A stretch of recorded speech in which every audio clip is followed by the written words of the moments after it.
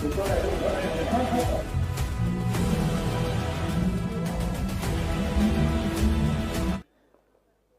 मंत्री की पोती के बराबर एक बच्ची के बारे में वो ये कह रहा है कि अगर मुख्यमंत्री ने नकाब खींचा है तो बवाल क्यों कर रहे हो? अगर उनने कहीं उसको हाथ लगा देता, कहीं उसका हाथ और लग जाता तो तुम क्या करते? मैं बताता हूं तुमको क्या करते हम। इम्तियाज जलील का जवाब सुन। तू उत्तर प्रदेश का मंत्री होगा। अगर तू ये समझ रहा है कि तू मेरी बच्ची को कहीं हाथ लगा देगा और हम खामोश बैठेंगे, अगर तू हमारे सामने होता तो तेरा हाथ तोड़कर दूसरे हाथ में दे डालते हम।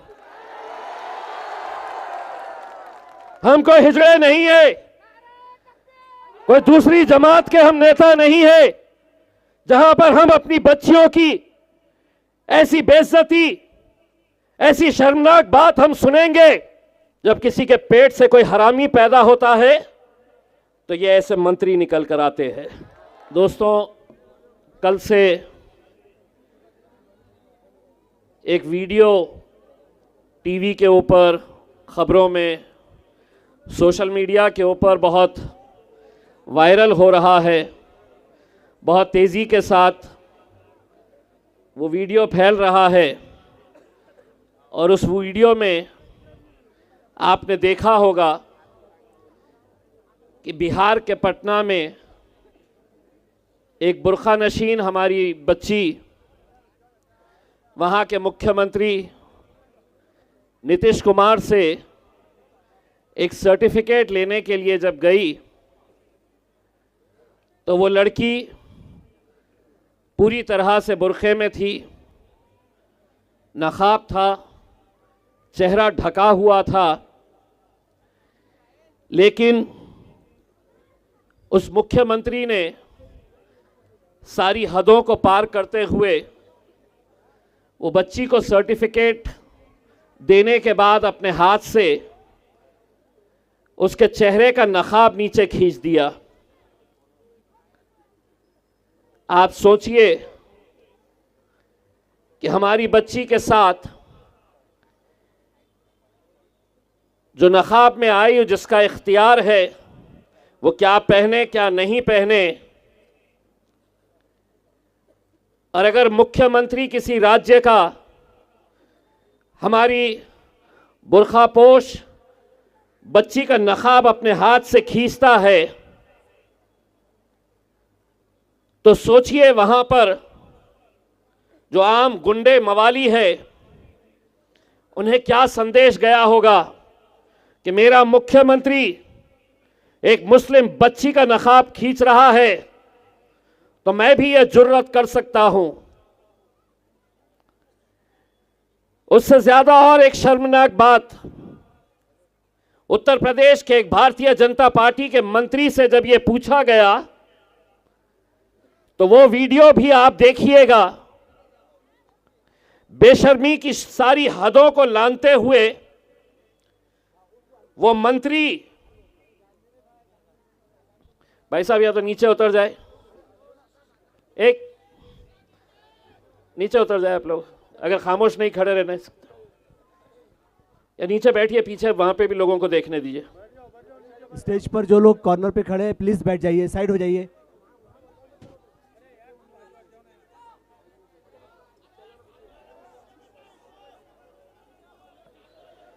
भाई साहब आप लोग अगर नीचे बैठे तो पीछे वाले लोगों को भी दिखेगा उसमें। नीचे बैठ जाइए, बैठिए, शाबाश, बैठिए, आराम से बैठिए, पीछे वाले लोगों को भी दिखेगा उसमें। जज़ाकल्लाह, आप बात सुन रहे हो, बैठिए। आपको मुझे सुनना है।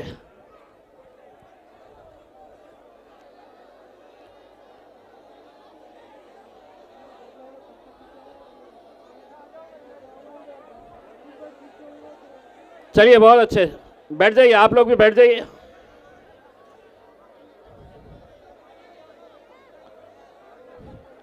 देखिए वक्त कम है और अगर मैं पूरा वक्त इसी बात के अंदर लगा दूं कि यहाँ बैठ जाओ, वहाँ बैठ जाओ, यहाँ खड़े हो जाओ, तो शायद वो वक्त हमारा आपको उठाने और बिठाने के अंदर ही चला जाएगा।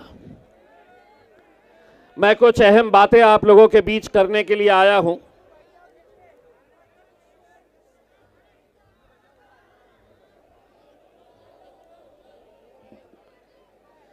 तो वो भारतीय जनता पार्टी का मंत्री, मैं खास तौर से अपनी मां बहनों के लिए ये बताना चाह रहा हूं कि जब उसको ये बताया गया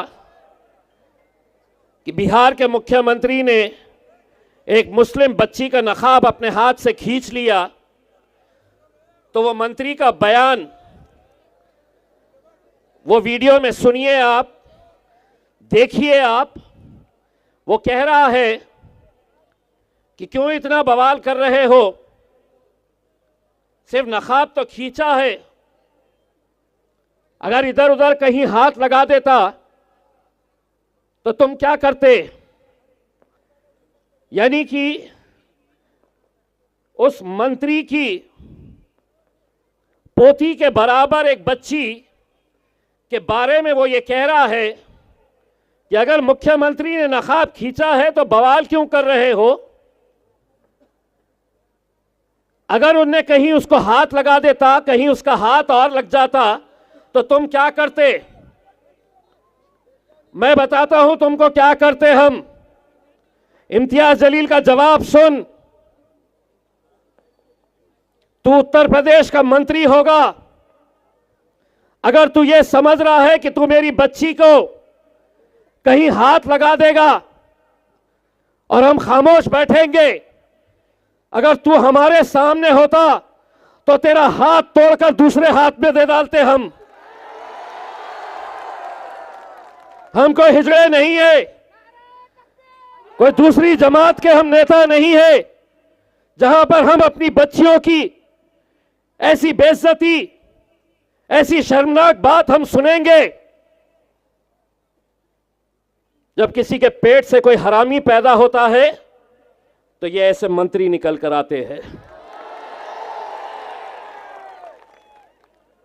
जिन्हें लग रहा है कि हमारी हुकूमत है, हम किसी भी मुस्लिम बच्ची का नकाब खींच सकते हैं, कहीं पर भी कुछ भी हाथ डाल सकते हैं। शुक्र मान तू उत्तर प्रदेश के अंदर है, हमारे हत्थे चढ़ा होता। चाचा हम किसी को नहीं छोड़ते हैं, इनके बाप को नहीं छोड़े हमने, तो ये क्या चीज है इसके अंदर। एक हद होती है मेरे भाई। लेकिन इस घटना ने एक बात तो हमें बता दिया है कि इस मुल्क के अंदर जिस दौर में हम रह रहे हैं वो कैसा दौर है। हो सकता है कि मेरे इस बयान को कोई अखबार वाले, कोई टेलीविज़न वाले ये दिखाए कि इम्तियाज़ जलील की ज़बान घिस गई, उन्होंने एक मंत्री को धमकी दे डाली। मैंने धमकी नहीं दिया हूं।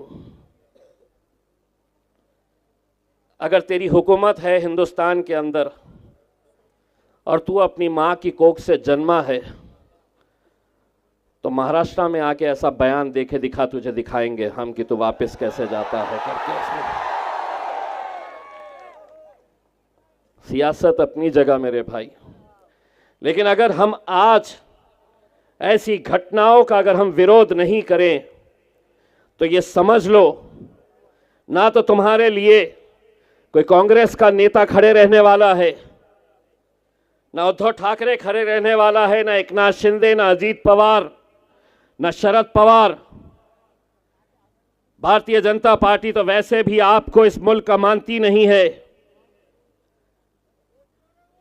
अगर कोई इनका विरोध अगर कोई कर सकता है, कोई इनकी आंख में आंखें डालकर जिस लहजे में इनको जवाब देना है, अगर वो लहजे में जवाब देने की ताकत अगर आज अल्हम्दुलिल्लाह किसी पार्टी के अंदर है, किसी नेता के अंदर है, तो वो मेरे कायद बैरिस्टर असदुद्दीन अवैसी और अब मजलिस इत्तेहादुल मुस्लिमीन के अंदर है।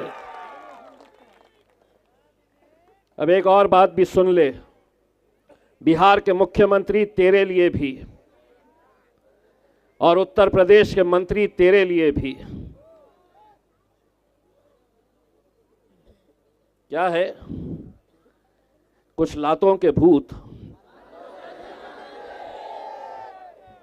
बातों से नहीं मानते। जिस भाषा में उनको समझ में आती है उसी भाषा में उन्हें जवाब देना पड़ता है। तो मेरा जवाब यह है कि अभी सियासत की मस्ती है, अभी हुकूमत की मस्ती है, मगर बहुत पछताएगा उस दिन। तू हमसे क्या, हमारे साये से भी घबराएगा उस दिन। अभी हुकूमत की मस्ती है, मगर बहुत पछताएगा उस दिन। तू हमसे क्या, हमारे साये से भी घबराएगा।